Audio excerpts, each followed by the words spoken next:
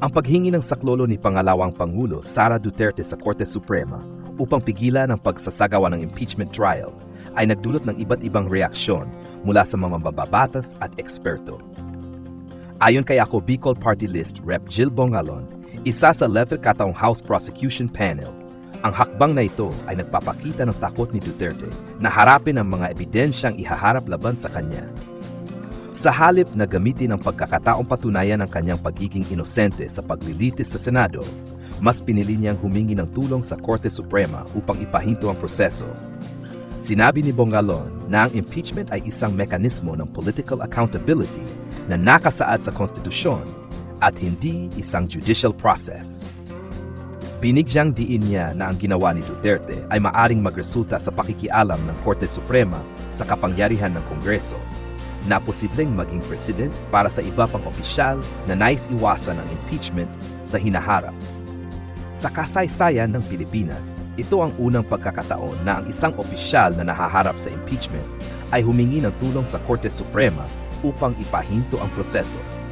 Ang mga alegasyon laban kay Duterte ay kinabibilangan ng maling paggamit ng pondo, pag-ambag sa paglikha ng yaman sa paraang labag sa batas, at pagbabanta sa buhay ni Pangulong Ferdinand Marcos Jr. at iba pang opisyal.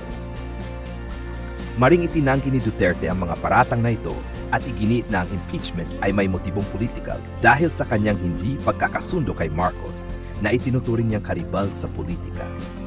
Site Turn News, ang petisyon ni Duterte sa Korte Suprema ay humihiling na ideklarang walang bisa ang impeachment na isinagawa ng mababang kapulungan, na ayon sa kanyang kampo ay nagkaroon ng grave abuse of discretion sa proseso. Hiniling din niya na ipatigil ang nalalapit na paglilitis sa Senado na nakatakdang magsimula sa Hunyo pagkatapos ng midterm elections. Kung siya ay mahatulang nagkasala, maaari siyang matanggal sa pwesto at pagbawalang humawak ng anumang posisyon sa gobyerno sa hinaharap na maaring makaapekto sa kanyang mga planong tumakbo sa pagkapangulo sa 2028. Ang mga susunod na hakbang ng Korte Suprema at ang magiging desisyon nito ay may malaking epekto sa proseso ng impeachment at sa political landscape ng bansa.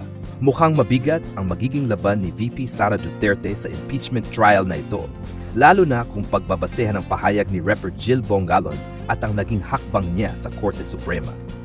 Ang kanyang petisyon na ipatigil ang impeachment trial ay isang hindi pangkaraniwang estratehiya dahil sa kasaysayan ng Pilipinas, karamihan sa mga opisyal na na-impeach ay dumaan sa buong proseso sa Senado.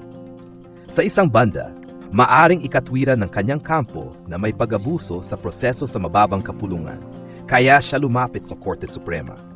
Ngunit sa kabilang banda, makikita rin ito bilang isang paraan upang iwasan ang paglilitis sa Senado na maaring magbigay ng impresyon na may itinatago siya. Ang impeachment ay isang political na proseso, hindi lamang isang legal na labanan.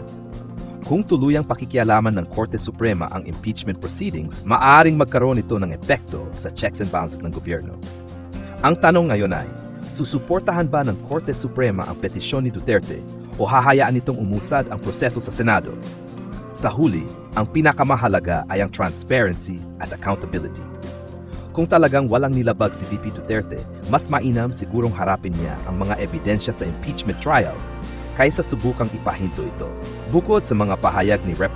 Jill Bongalon, may ilang mahalagang punto na maaring idagdag sa balitang ito upang mabigyan ng mas malalim na pananaw ang publiko.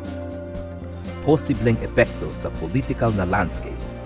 Kung magtagumpay si VP Sara Duterte sa kanyang petisyon sa Korte Suprema, maaari itong maging president o batayan para sa ibang opisyal na gamitin ang hudikatura upang maiwasan ang impeachment. Kung tatanggihan naman ng Korte Suprema ang kanyang petisyon, magpapatuloy ang impeachment trial sa Senado na maaaring magbukas ng mas maraming usapin tungkol sa kanyang panunungkulan at political future. No, dude. Implikasyon sa Duterte-Marco, may haka-haka na ang impeachment laban kay Duterte ay may kinalaman sa lumalawak na hidwaan sa pagitan ng kanyang kampo at ng Administrasyong Marcos. Sa mga nakalipas na buwan, may mga indikasyon ng lumalalim na tensyon sa pagitan ng pamilya Duterte at ng mga Marcos na posibleng magkaroon ng epekto sa eleksyon ng 2025 at 2028. 3. Reaksyon ng taumbayan at iba pang mambabatas. Ano ang reaksyon ng publiko sa hakbang ni Duterte?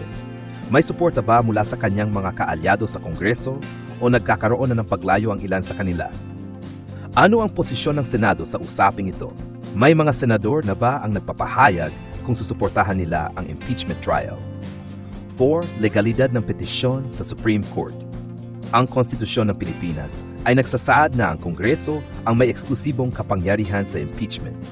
Kaya naman, isang mahalagang tanong ang kung may sapat na basehan ba ang Korte Suprema upang makialam sa proseso.